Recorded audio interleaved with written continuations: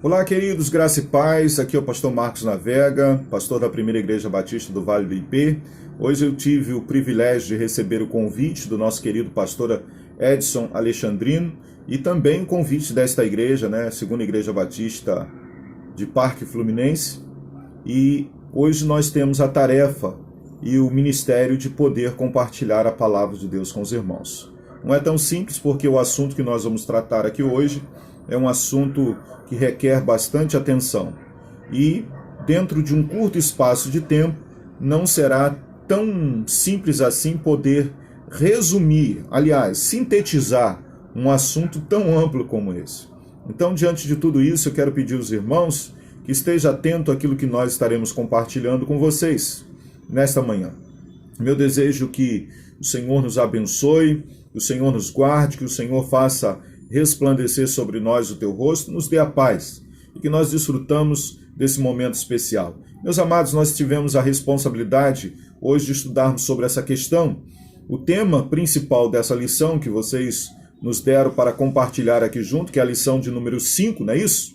Os irmãos, lição 5 da Escola Bíblica Dominical que vocês estão tratando, ela está discutindo a questão sobre Jesus, que Paulo tem a visão de Jesus. Qual a visão que Paulo tem a respeito de Jesus Cristo? E segundo o autor aqui, ele apresenta Jesus como a mão amiga de Deus.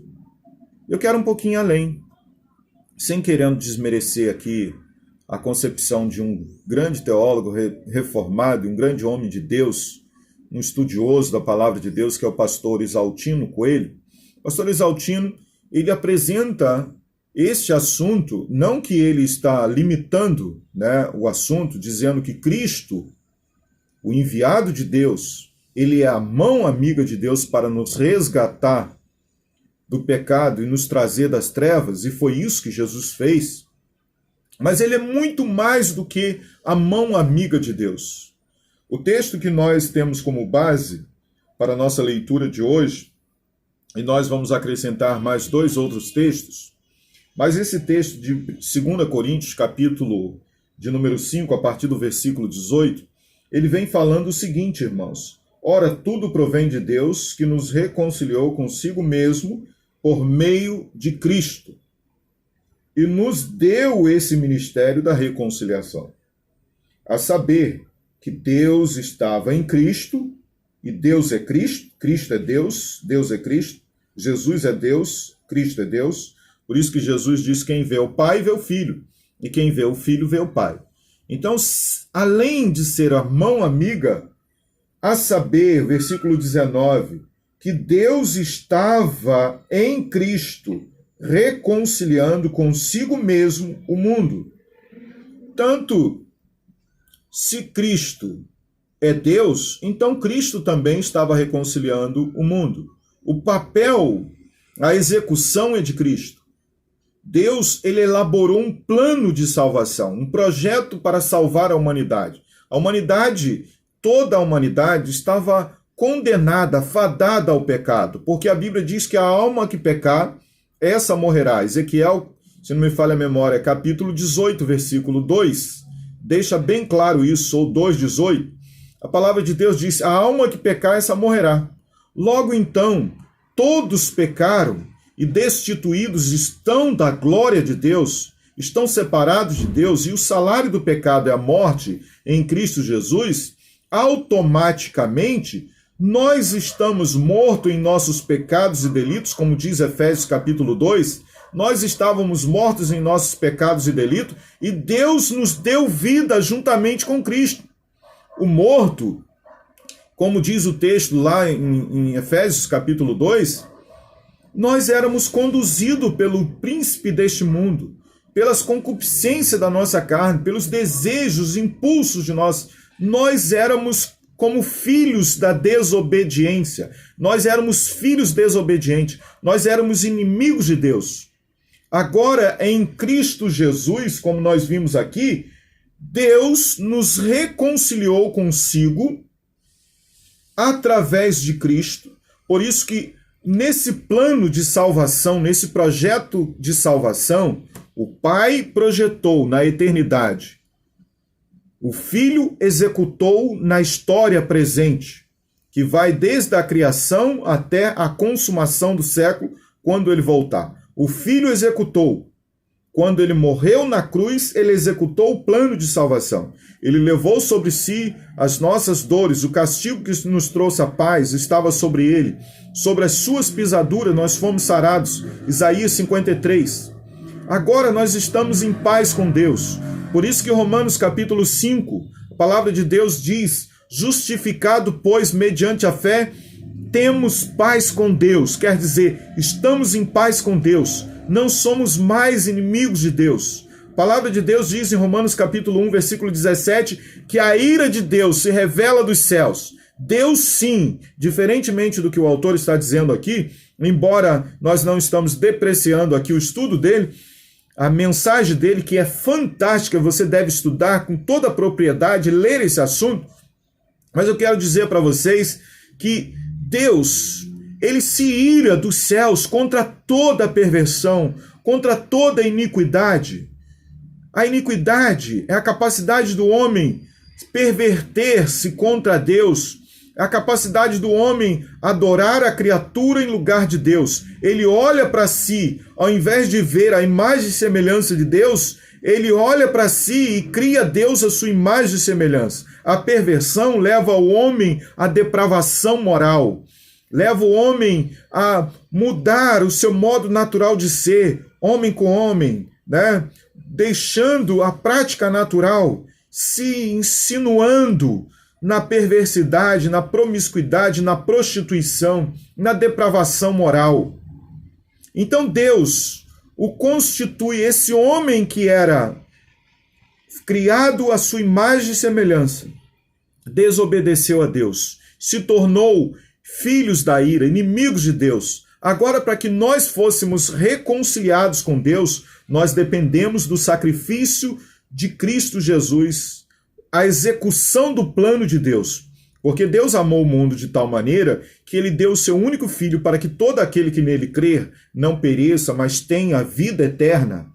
Esse amor é tão grande, de tal maneira que não tem como dimensionar esse amor, que por causa do seu grande amor com que nos amou, diz Efésios capítulo 1, versículo de número 6 e 7, por causa desse grande amor com que nos amou, e também capítulo 2 de Efésios, versículo 7, ele diz: Deus nos deu vida, nós estávamos mortos em nossos pecados e delitos, Deus nos deu vida juntamente com Cristo, e pela graça somos salvos, mediante a fé. Isso não vem de nós, é dom de Deus, é um presente de Deus que Deus nos deu, nos reconciliando com o Pai. Nós nos reconciliamos com o Pai através do sacrifício que Jesus fez. Por isso que nós não podemos limitar-se. Deus como a mão amiga, Cristo Jesus como a mão amiga de Deus. Mas temos que dar maior ênfase a isso. Continuando na leitura do texto, versículo 19 de 2 Coríntios, capítulo 5, versículo 18 ao 20, o versículo 19 ele diz: não imputando aos homens suas transgressões, nós já falamos sobre isso, e nos confiou a palavra da reconciliação, de sorte que somos embaixadores em nome de Cristo, como se Deus exortasse por nosso intermédio. De fato, eu estou exortando vocês, ensinando vocês, por intermédio, Deus exorta as pessoas por intermédio dos seus santos profetas, dos seus santos apóstolos, dos pastores hoje que estão pregando essa palavra, assim como eu estou pregando. Então Deus, ele nos deu o ministério da reconciliação, de sorte que nós somos embaixadores em nome de Cristo, como se Deus estivesse e está exortando por nosso intermédio. E em nome de Cristo, porque é o nome que está acima de todo nome, todo joelho se dobrará e toda língua confessará, o nome que tem toda a autoridade sobre o céu e a terra, em nome de Jesus, nós rogamos que você se reconcilie com Deus. Por que nós devemos nos reconciliar com Deus? Porque nós estamos separados de Deus, estamos afastados de Deus. E o ministério da reconciliação se dá através da justificação.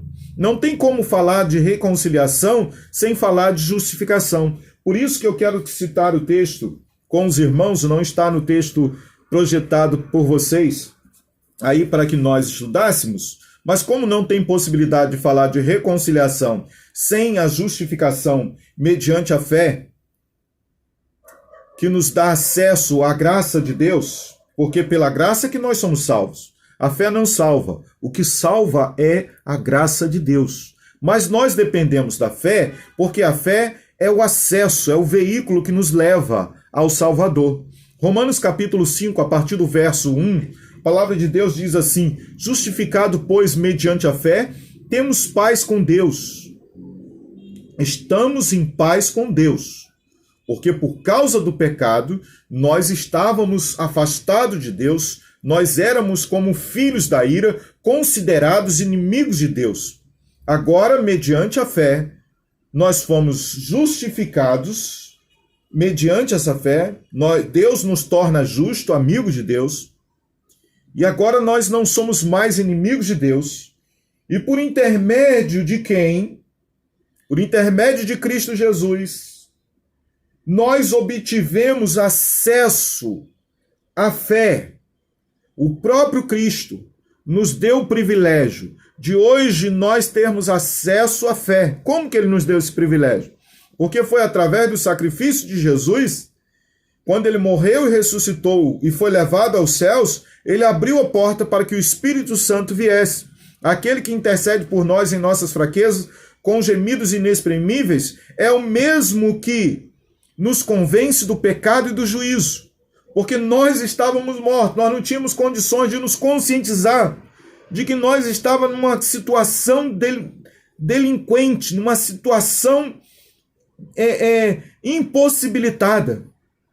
Nós estávamos mortos em nossos pecados, separados de Deus, inimigos de Deus, nós não poderíamos fazer nada mesmo por nós mesmos para nos salvar. Então, por intermédio de Cristo, nós obtivemos a fé que nos dá acesso a esta graça. Quando eu falo de acesso, eu me reporto aqui da construção do elevado que foi feito agora recentemente da Ponte Rio-Niterói, que liga a ponte à linha vermelha. Que sacrifício quando eu voltava da região dos Lagos de São Fidélis para ir ver minha mãe e chegava à tarde no centro do Rio de Janeiro, descia da ponte. Quando descia a Ponte Rio-Niterói, eu pegava um engarrafamento terrível, turbulento. Tinha que descer na Avenida Brasil para depois pegar a linha vermelha. Agora não. Agora eu tenho um acesso que liga a Ponte Rio-Niterói, passa por trás do cemitério do Caju e liga a linha vermelha. Que beleza! Passo tranquilamente. Eu não preciso sacrificar mais. O sacrifício já foi feito. Esse acesso é a graça, esse acesso que nós obtivemos para chegar do outro lado, alcançar a graça que nos salva, é a fé. E essa fé nos salvou, essa fé nos levou ao Salvador, a graça nos salvou. E nós obtivemos acesso juntamente a esta graça por meio da fé, que nos mantém firme. Não é isso que Paulo diz em Hebreus capítulo 11? A fé não é o firme fundamento, o fundamento firme. Nós estamos firmados hoje, nós estamos seguros hoje, porque nós estamos firmados pela fé. E a fé nos leva à graça. A graça é Jesus Cristo. Jesus Cristo é a rocha eterna.